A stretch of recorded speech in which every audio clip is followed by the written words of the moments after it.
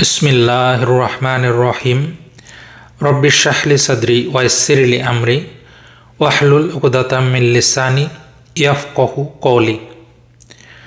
পবিত্র শুক্রবার উপলক্ষে মহানবী সাল্লাল্লাহু আলাইহি ওয়াসাল্লামের কয়েকটি হাদিস। আনাস রাদিয়াল্লাহু তাআলা আনহু বলেন, রাসূল সাল্লাল্লাহু আলাইহি ওয়াসাল্লাম বলেছেন, হে আল্লাহ, আখেরাতের জীবনই তো বাস্তব জীবন। হাদিসটি এসেছে বুখারী এবং মুসলিমে। অপর একটি হাদিসে আনাস রাদিয়াল্লাহু তাআলা আনহু থেকে বর্ণিত, রাসূল সাল্লাল্লাহু আলাইহি ওয়াসাল্লাম বলেন, কিয়ামতের দিন জাহান্নামীদের মধ্য থেকে পৃথিবীতে যে সবচেয়ে বেশি ধনী ছিল তাকে নিয়ে আসা হবে এবং কিছুক্ষণের জন্য তাকে জাহান্নামে নিক্ষেপ করা হবে। তারপর তাকে জিজ্ঞেস করা হবে, হে আদম সন্তান, তুমি কি কখনো কোনো কল্যাণ দেখেছ? কখনো কি কোনো নিয়ামত পেয়েছ? তখন সে বলবে, না হে প্রভু, আমি কখনো কোনো কল্যাণ দেখিনি। এরপর জান্নাতীদের মধ্য থেকে পৃথিবীতে যে সবচেয়ে দুঃখী ছিল তাকে নিয়ে আসা হবে এবং অল্প কিছুক্ষণের জন্য তাকে জান্নাতে প্রবেশ করানো হবে। তারপর জিজ্ঞেস করা হবে, হে আদম সন্তান, তুমি কি কখনো পৃথিবীতে কোনো অভাব অনটন, কোনো দুঃখ দুর্দশা দেখেছ? তখন সে বলবে, না হে আমার প্রভু, আমি পৃথিবীতে কখনো কোনো দুঃখ দুর্দশা অভাব অনটন দেখিনি। হাদিসটি এসেছে বুখারী শরীফে।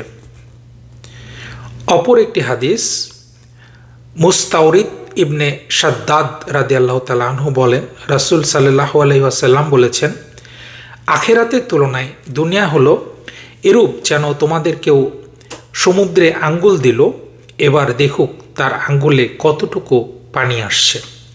হাদিসটি এসেছে মুসলিম শরীফে।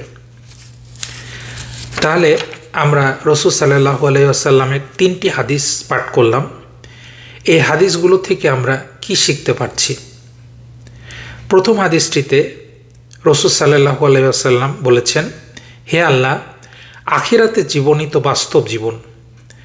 অর্থাৎ এই যে দুনিয়ার জীবন, এই দুনিয়ার জীবনটা আমাদের একটা টেম্পোরারি জীবন, একটা ক্ষণস্থায়ী জীবন।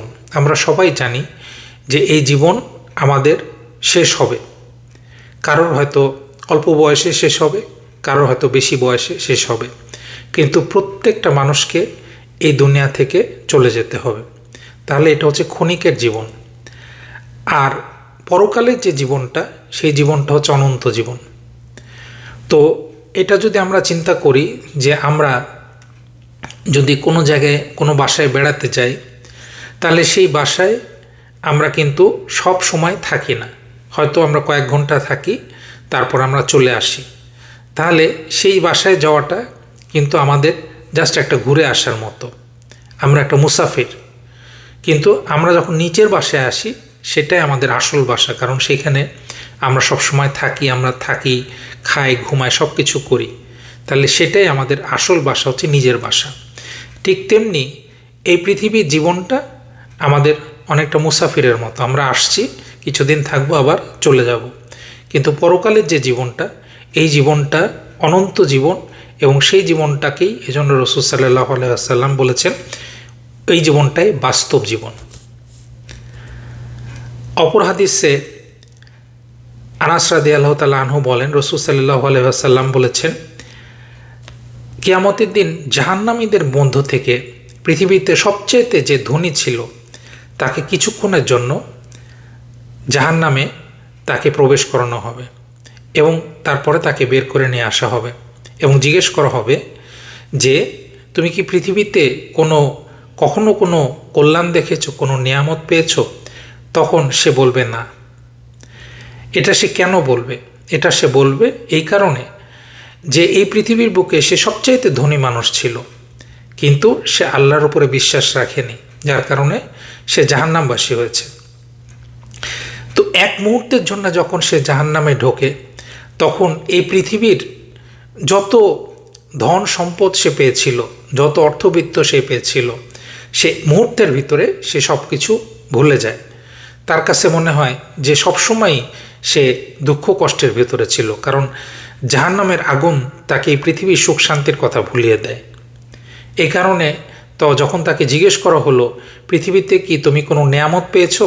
তখন সে বলল, না, আমি পৃথিবীতে কখনো কোনো নেয়ামত পাইনি, কারণ পৃথিবী সেই ধন সম্পদের কথা সে ভুলে গিয়েছে জাহান্নামের আগুনের ছোঁয়া পেয়ে। আর তেমনি একজন জান্নাতি, যে পৃথিবীর বুকে সবচেয়ে দুঃখী ছিল, সবচাইতে দরিদ্র ছিল, অভাব অনটনের ভিতরে ছিল, সেই মানুষটাকে যখন জান্নাতে মুহূর্তের জন্য প্রবেশ করানো হবে, তখন এই পৃথিবীতে সেই যত অভাব অনটন, কষ্ট, দুঃখ, দুর্দশা সব কিছু সে মুহূর্তে ভুলে যাবে। তখন সে বলবে যে আমি পৃথিবীতে কখনোই কষ্টের ভিতরে ছিলাম না, আমি পৃথিবীতে সবসময় আনন্দের ভিতরে ছিলাম। মানে জাহান্নামের মুহূর্তের দেখায় তার সকল কষ্ট সে ভুলে যাবে। সুবহানাল্লাহ। আল্লাহ রাব্বুল আলামিন কত ক্ষমাশীল, কত দয়াশীল।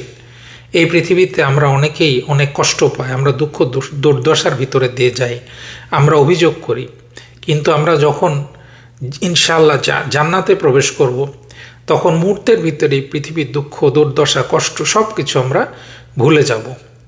এই যে আমরা দেখতেছি যে গাজা, ফিলিস্তিনে হাজার হাজার মানুষকে হত্যা করা হচ্ছে, তো এরাও খুব কষ্টের ভিতরে আছে। তা আল্লাহ তাআলা ইনশাআল্লাহ তাদেরকে জান্নাত দান করবেন, এবং তারা যখন মুহূর্তের ভিতরে জান্নাতে প্রবেশ করবে, তখন এই পৃথিবীর সকল দুঃখ দুর্দশা কষ্ট তারা মুহূর্তের ভিতরে ভুলে যাবে। এভাবেই আল্লাহ তাআলা মানুষকে তার কষ্টগুলা ভুলায় দেবেন। সর্বশেষ হাদিসটিতে বলা হচ্ছে, রাসূল সাল্লাল্লাহু আলাইহি ওয়াসাল্লাম বললেন যে আখিরাতের তুলনায় দুনিয়া হলো এরূপ যেন তোমাদের কেউ সমুদ্রে একটা আঙ্গুল দিল, এবার দেখুক তার আঙ্গুলে কতটুকু পানি আসছে। আমরা যদি সমুদ্রে আঙ্গুল ঢুকায় দেই, তারপরে যখন আমরা আঙ্গুলটা তুলব, তখন দেখা যাবে যে হয়তো 1 ফোঁটা পানি আমার আঙ্গুলের সাথে উঠতে পারে, অথচ এই সমুদ্রের তুলনায় এই 1 ফোঁটা পানি পরিমাণটা কতটুকু? কিছুই না। তো এটাই হচ্ছে আখিরাতের সাথে দুনিয়ার তুলনা। আখিরাত হচ্ছে ওই সমুদ্রের মতো, আর ওই 1 ফোঁটা পানি হচ্ছে এই দুনিয়ার মতো। সুতরাং এই দুনিয়াটা অতটাই মূল্যহীন যতটা আমাদের আঙ্গুলের উঠে আসা 1 ফোঁটা পানি। আর আখিরাতটাই হচ্ছে অনন্ত জীবন, আখিরাতটাই হচ্ছে প্রকৃত জীবন, আখিরাতটাই হচ্ছে সেই মহাসমুদ্রের মতো ওই 1 ফোঁটা পানির তুলনায়। এটাই রাসূল সাল্লাল্লাহু আলাইহি ওয়াসাল্লাম এই হাদিসের মাধ্যমে বোঝাতে চেয়েছেন। আল্লাহ রাব্বুল আলামিন আমাদের সকলকে ঈমানের উপরে থাকার তৌফিক দান করুন। আসসালামু আলাইকুম ওয়া রাহমাতুল্লাহি ওয়া বারাকাতুহু।